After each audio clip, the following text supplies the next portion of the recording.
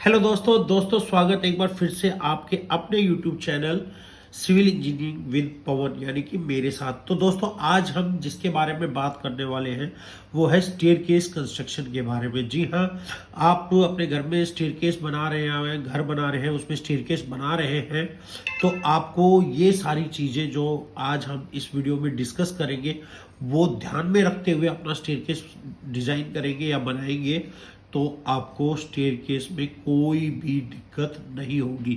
तो चलिए दोस्तों शुरू करते हैं अपनी वीडियो और जानते हैं स्टेयरकेस बनाते वक्त किन किन बातों का ध्यान हमें रखना चाहिए। दोस्तों सबसे पहले बात करते हैं ट्रेड की। तो अब आप सोच रहे होंगे ये ट्रेड क्या होता है। ट्रेड दोस्तों वो जगह होती है एक स्टेयरकेस में, जैसे देखिए आप ये स्टेप्स दिख रहे हैं, आपको स्टेयरकेस दिख रहा है, इसमें जहां आप अपना पैर रखते हैं यानी ये वाला पार्ट, ये वाली जगह, इसको बोलते हैं स्टेप। ये इसको स्टेप बोलते हैं दोस्तों, ये होती है स्टेप। अब सबसे बड़ी चीज की इसकी विड्थ कितनी होनी चाहिए। एक स्टेप जो है आप बना रहे हैं स्टेयरकेस में, तो उसकी विड्थ कितनी होनी चाहिए। तो दोस्तों एक जो स्टेप होता है उसकी जो विड्थ है ये आपकी 250 mm से लेके 300 mm तक होनी चाहिए।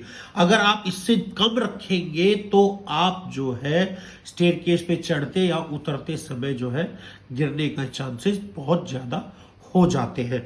तो दोस्तों आपको अपनी जो ट्रेड है इसकी जो विड्थ है वो रखनी है 250 से 300 mm। जब भी आप स्टेयरकेस बनाएंगे तो इस बात को आप अपने दिमाग में रखेंगे कि मेरे को अपना जहां मैं पैर रखूंगा, जिसके ऊपर पैर रखूंगा जीना चढ़ते वक्त या स्टेयरकेस चढ़ते वक्त, जिस जगह मैं पैर रखूंगा वो वाली जगह की मुझे जो विड्थ रखनी है वो 250 से 300 mm रखनी है। चलिए अब आगे बढ़ते हैं। दूसरा पॉइंट है अपना राइजर, कि राइजर कौन सा होता है। दोस्तों स्टेप तो मैंने आपको बता दिया था, ये वाला पार्ट होता है जिसके ऊपर पैर रखते हैं। अब राइजर जो दोस्तों वो होता है वो सामने की ये जो ठोकर होती है ना, ये वाली ठोकर, इसको बोलते हैं, सीधी सरल भाषा में मैं बोलूं, ये ठोकर को बोलते हैं राइजर। जहां से आप स्टेप पे पैर रखेंगे और सामने जहां भी पैर टकराएगा उसको बोलते हैं राइजर। ये पार्ट हो गया आपका राइजर। तो दोस्तों अब ये राइजर की हाइट कितनी रखनी चाहिए। दोस्तों राइजर की हाइट जो है अपनी 150 से 200 mm तक होनी चाहिए। इससे कम ज्यादा होगी तो आपको जीना चढ़ते वक्त बहुत ज्यादा दिक्कत आ सकती है, आप गिर भी सकते हैं। नॉर्मली जनरली घरों के अंदर जो अपने हम लोग घर बनाते हैं उसके अंदर हम 150 mm जो है राइजर की हाइट कंसीडर करते हैं। तो यानी कि ये स्टैंडर्ड हाइट जो मान के चलिए वो 150 mm तक आप अपनी रख सकते हैं। और बाकी ये वेरी कर जाती है जगह के हिसाब से, और जो भी जगह होती है तो उसमें जो मिनिमम 150 और मैक्सिमम 200 mm ये होनी चाहिए। अब बात करते हैं दोस्तों विड्थ ऑफ स्टेयरकेस की। स्टेयरकेस की चौड़ाई कितनी होनी चाहिए। ये तो मान लीजिए आपका स्टेप की चौड़ाई हो गई, ये राइजर की हाइट हो गई। अब फुल्ली आपका जो एक स्टेप बनता है राइजर और ट्रेड, ये राइजर और ये ट्रेड को मिला के जो एक जगह बनती है ना ये पूरी, इसको बोलते हैं एक स्टेप, पूरा स्टेप होता है ये। अब इसकी चौड़ाई कितनी होनी चाहिए, यहां से यहां तक की चौड़ाई कितनी होनी चाहिए। तो दोस्तों ये अलग अलग होती है। ये आपकी घर जो अपने नॉर्मल घर जो बनाते हैं हाउसिंग के अंदर, ये 900 mm से 1200 mm, ठीक है जी। और अगर कॉमर्शियल की मैं बात करूं तो ये 1200 से 1800 mm तक जाती है। आजकल कहीं कहीं पे 2 मीटर का भी जो है स्टेयरकेस की विड्थ जो है रखने लग गए। तो ये जो है आपको ये अपना जो स्टेयरकेस बनाते वक्त ध्यान रखना है कि मेरी जो स्टेयरकेस की विड्थ है वो 900 mm से लेके 1200 mm तक होनी चाहिए जब भी आप अपने घर के अंदर स्टेयरकेस बना रहे हैं। चलिए अब आगे बढ़ के बात करते हैं कि लैंडिंग, ये लैंडिंग क्या होती है। ये लैंडिंग क्या होती है स्टेयरकेस में। दोस्तों लैंडिंग जो होती है वो एक सीधा सपाट जगह होती है, बीच में आपके कुछ स्टेप चढ़ने के बाद एक सपाट जगह होती है और उसके बाद दूसरे आपके स्टेप स्टार्ट हो जाते हैं। तो ये बेसिकली इसका पर्पस क्या होता है कि एक तो ये आपको जो लंबी दूरी जो चढ़ने के लिए उसको ब्रेक डाउन करती है। दूसरा, अगर आपको कहीं पे भी स्टेयरकेस मोड़ना है तो उसको भी मोड़ने में ये हेल्प करती है, यानी उसकी डायरेक्शन चेंज करने के लिए भी हेल्प करती है। तो ये वाला जो सपाट पार्ट जो होता है, कुछ स्टेप्स चढ़ने के बाद फिर एक सपाट पार्ट आप देते हैं, उसको बोलते हैं लैंडिंग। ये हो गई आपकी लैंडिंग। अब दोस्तों ये लैंडिंग की जो विड्थ है वो कितनी होनी चाहिए, चौड़ाई कितनी होनी चाहिए? तो दोस्तों ये एक थंब रूल होता है कि जो आपकी लैंडिंग की चौड़ाई है वो आपकी स्टेयरकेस की चौड़ाई के बराबर ही रहेगी।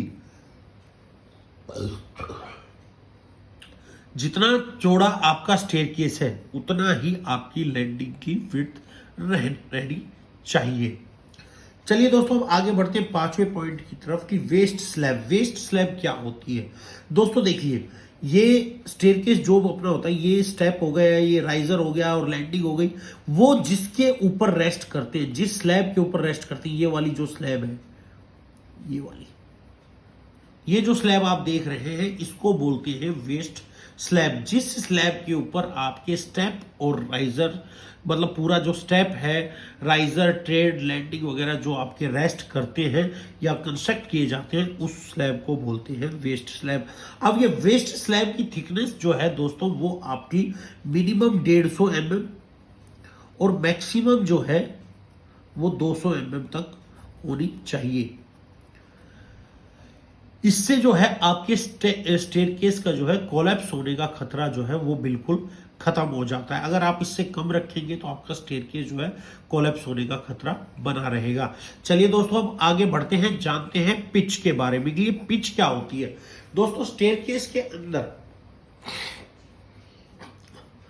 पिच जो है एक महत्वपूर्ण पार्ट है। अब ये पिच होती क्या है वो बात करते हैं। दोस्तों ये वाला जो पार्ट है ये आपका फ्लोर हो गया और ये आपकी वेस्ट स्लैब चढ़ गई, ये इसके ऊपर स्टेप्स बन गए। बट ये जो एंगल है, ये वाला जो एंगल, इसको बोलते हैं पिच।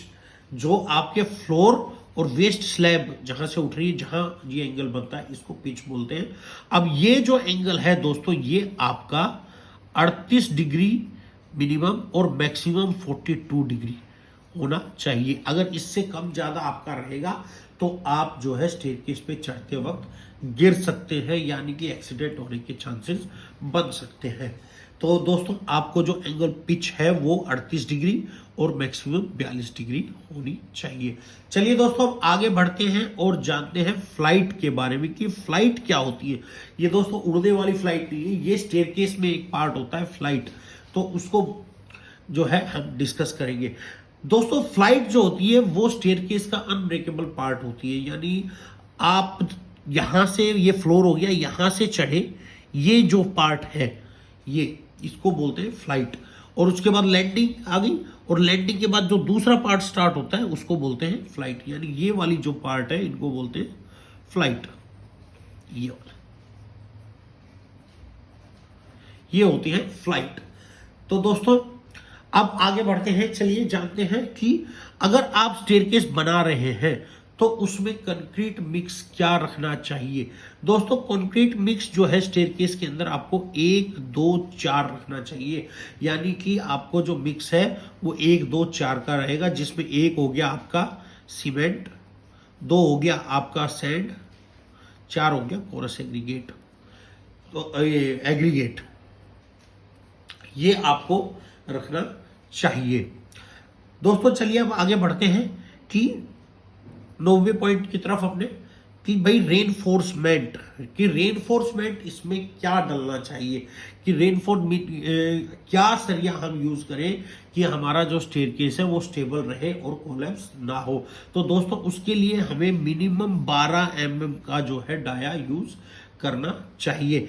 जो 12 mm का डाया है हमारा वो मिनिमम होना चाहिए। ऊपर जो है हम बीम वगैरह में जो है 16 का या 20 का जैसी रिक्वायरमेंट है वैसी यूज कर सकते हैं, बट मिनिमम जो है वो 12 mm का होना चाहिए, इससे कम नहीं होना चाहिए। अगर इससे कम रहेगा तो स्टेयरकेस जो है वो कोलैप्स हो जाएगा। कुछ लोग 8 का या 10 का इस्तेमाल करते हैं, वो बहुत ही ज़्यादा रिस्की होता है।